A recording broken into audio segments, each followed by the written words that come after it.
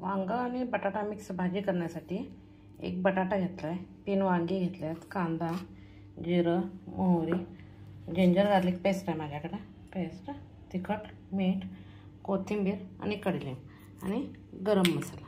आता पहिल्यांदा मी वांगी आणि बटाटा चिरून पाण्यात टाकणार आहे, मग फोडणी देणार. वांगी चिरून पाण्यात टाकलं तशीच ठेवायची नाहीत वांगी. आता हे बटाटा काय करणार आहे, त्यानंतर त्याचं पहिल्यांदा स्किन काढून घेणार आहे, मग फोडी करणार आहे आणि कांदा उभा चिरणार आहे.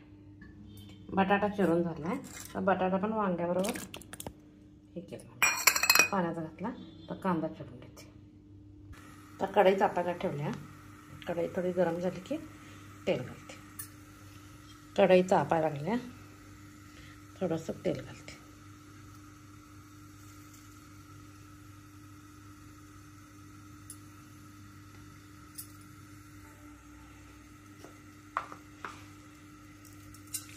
मोहरी,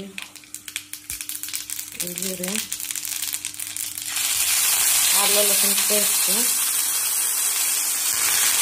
कढीलिंब, कांदा. आता त्याच्याबरोबरच कांदा, वांगे आणि बटाटा घालून टाका.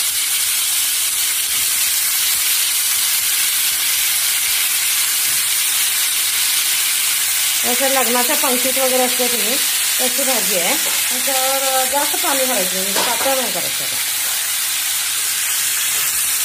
आता चांगली भाजून घ्या.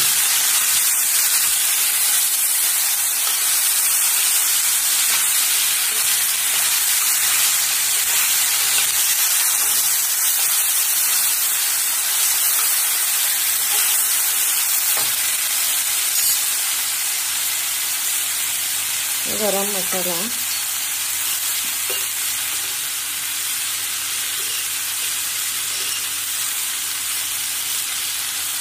मीठ,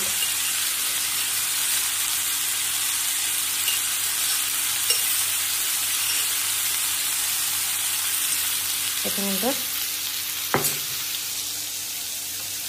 लाल तिखट,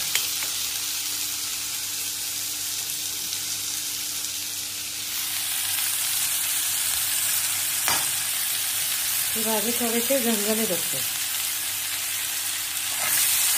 आणि सगळं व्यवस्थित खायचं भाजून घ्यायचं.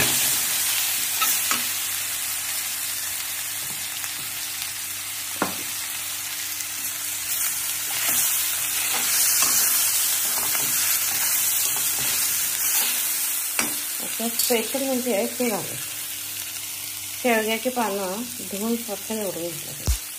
शेवगा आरोग्यासाठी चांगला. शेवग्याची पानं, शेवगाच्या शेंगा, त्याच्या काड्या सुद्धा कोवळ्याचं जर घ्यायला काय हरकत नाही.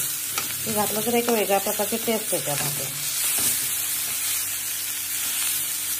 आता छान पैकी आता थोडंसं पाणी घालायचं. जास्त पाणी नाही घालायचं, अगदी शिजण्यापुरतं घालायचं.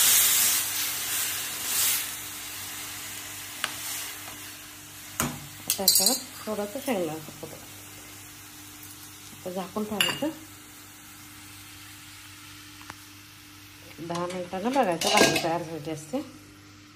याच्यावर चपाती बरोबर नंतर कोथिंबीर घालायची. शेपूची भाजी करणार आहे, पण आम्ही कुठल्या पण पालेभाजीला हे घालत नाही, तेल घालत नाही, बेल तेलाचीच भाजी करतो. तेल आरोग्याच्या दृष्टीने चांगलं नाही म्हणून कुठल्याही पालेभाजीला मी तेल वापरतो. बेल तेलातच तांबा भाजून घ्यायचा.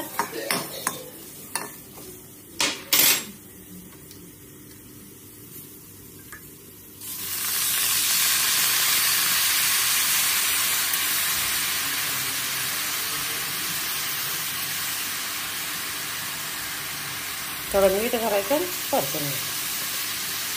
तेल का वापरायचं नाही, आरोग्याला हेल्दी. मी कुठल्याच पालेभाजीला घालतो.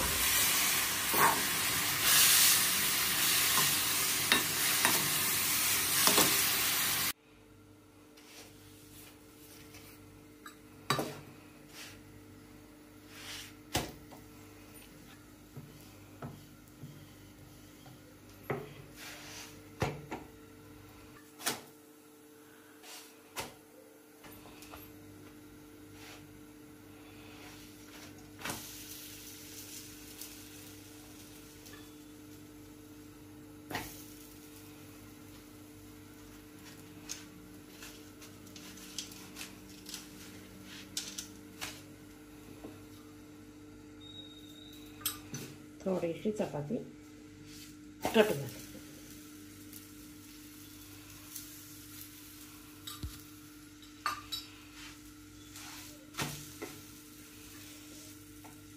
तेल चपातीला लावते जरा मऊ होते चपाती.